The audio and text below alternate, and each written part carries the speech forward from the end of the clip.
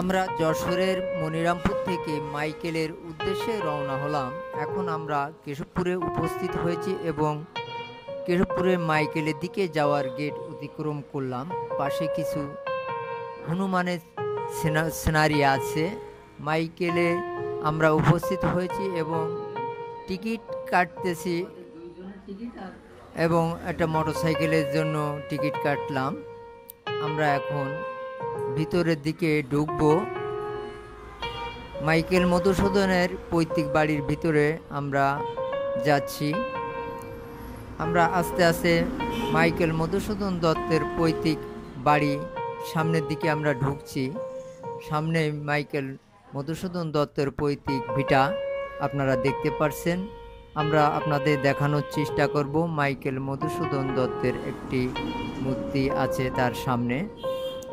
আস্তে আস্তে আমরা আপনাদের সব দেখানোর চেষ্টা করব। পাশে পুকুর ঘাট রয়েছে। পুকুর ঘাটের চারিপাশে ছাতা দেওয়া আছে। এখানে অনেকে এসে বসে গল্পগুজব করে। মেলার সময় এই সমস্ত জায়গায় ভর্তি থাকে। এবং মাইকেল মধুসূদন দত্তের পৈতৃক ভিটায় জাদুঘরে আমরা প্রবেশ করলাম। আমরা জাদুঘরের ভিতরে কি আছে সেটা আপনাদের দেখানোর চেষ্টা করব। আপনারা দেখবেন আশা করি।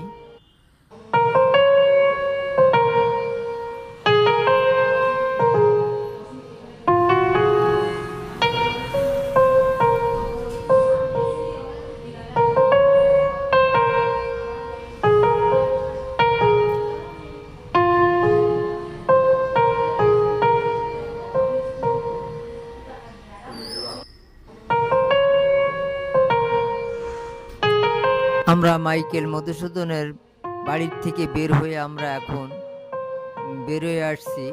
এখানে বিভিন্ন ধরনের খেলনা রয়েছে বাচ্চাদের জন্য, তারা প্রস্তুত করছে।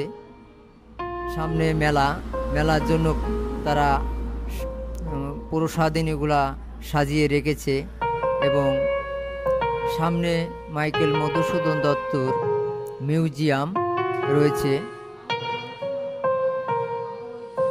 মাইকেল মধুসূদন দত্তর বিভিন্ন অনুষ্ঠানের জন্য এখানে এখন সাজানো হচ্ছে।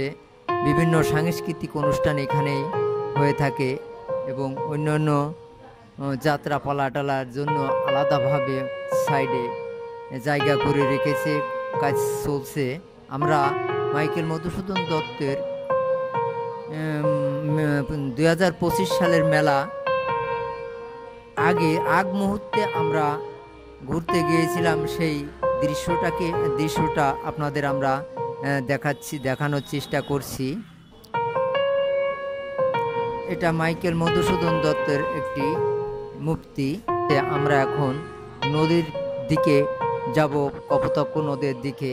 সামনে কপোতাক্ষ নদ রয়েছে, আমরা দেখব কপোতাক্ষ নদ। দেখা যাচ্ছে কপোতাক্ষ নদ এখন শুকিয়ে গেছে, আগের মতো সেই স্রোত আর নাই। সাইডে দেখেন কোনো স্রোত নাই, পানি খুবই অল্প।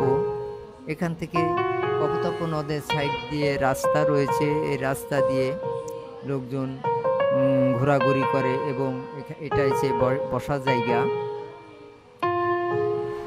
এখানে রয়েছে একটি ঘাট রয়েছে, নদীর পাড়ে একটি ঘাট রয়েছে।